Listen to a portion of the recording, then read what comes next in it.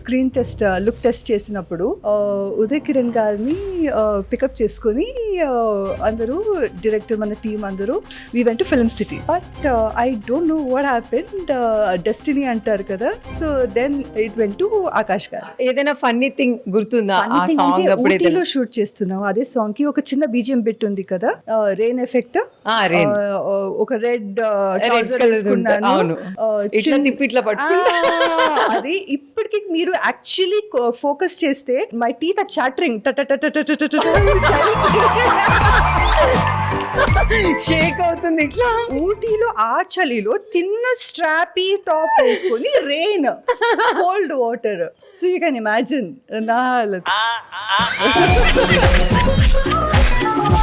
ప్రతి ఒక్క short cut అన్నగానే పరిగెత్తుకు వెళ్ళి అక్కడ వ్యాన్ దగ్గర పాపం టెక్నీషియన్స్ ఎవరైతే సెట్ వాళ్ళు ఉన్నారో ఒక వేడివేడిగా స్మోక్ హీట్ ఉంటుంది కదా, అది టవల్స్ అన్ని ఇలా చేసుకుని అలా చేసి తర్వాత మళ్ళీ షార్ట్ రెడీ అంటే మళ్ళీ వచ్చి చేసి బ్యూటిఫుల్ మ్యామ్. మీ ఫేవరెట్ మూవీ ఏది మ్యామ్ మీరు చేసిన ఎన్ని మూవీస్? యాజ్ అన్ ఆర్టిస్ట్ నేను అది సెలెక్ట్ చేసేసుకుంటే ఇప్పుడు ఫ్యూచర్ లో మళ్ళీ ఏం చేస్తాను.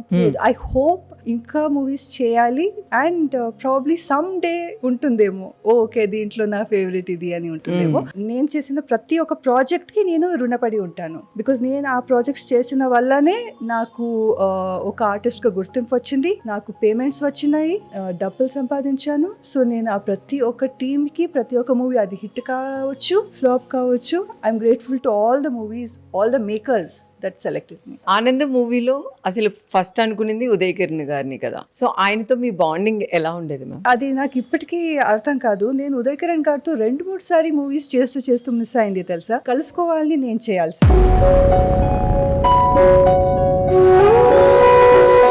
ఆ టైంలో నేను ఒక కన్నడ మూవీ చేస్తుంటే అక్కడ డేట్స్ క్లాష్ అయిపోయి వాళ్ళు వెయిట్ చేయలేక the moved on. But otherwise నేను ఆ మూవీ చేయాల్సింది. సో ఉదయ్ కిరణ్ గారితో నేను 2-3 మూవీస్ అలా వరుసగా మిస్ అయింది. పెద్ద పరిచయం లేదు, ఐ హావ్ నో కనెక్షన్స్ ఇండస్ట్రీలో. నేను వినడం జరిగింది కానీ రియాలిటీ ఆ ఫేస్ చేసిన వాళ్ళకే తెలుస్తుంది. గజాల గారికి మీకు ఏదో ప్రాబ్లం అయిందని, గొడవ అయిందని చాలా బయటకు వచ్చాను నేను ఫేక్ అనుకుంటున్నా. నేను ఫస్ట్ టైం వింటున్నాను. నిజంగా అలా అనుకున్నారు మన వాళ్ళు?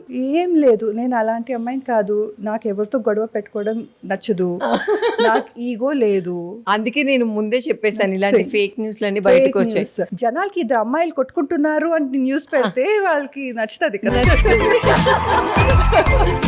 So maybe because of that it was a marketing gimmick or something, I don't know, నాకు తెలియదు. కాబట్టి నాకు ఏం ప్రాబ్లం లేదు, ఎవరితో ఏ ప్రాబ్లం. మరి మీ పెళ్లి కోసం మేము ఎప్పుడూ ఎదురు చూడాలి? మన ఇండియాలో ఒక సల్మాన్ ఖాన్ గారు నేను ఇద్దరు మిగిలిపోతామేమో సింగర్.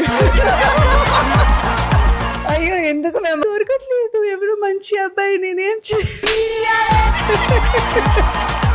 మీకు కొన్ని కోట్ల మంది ఫ్యాన్స్ ఉన్నారు, మీకు దొరకకపోవడం ఏంటి? అంటే ఎవరికి నమ్మకం రాదేమో నేను ఇంకా సింగల్ అని.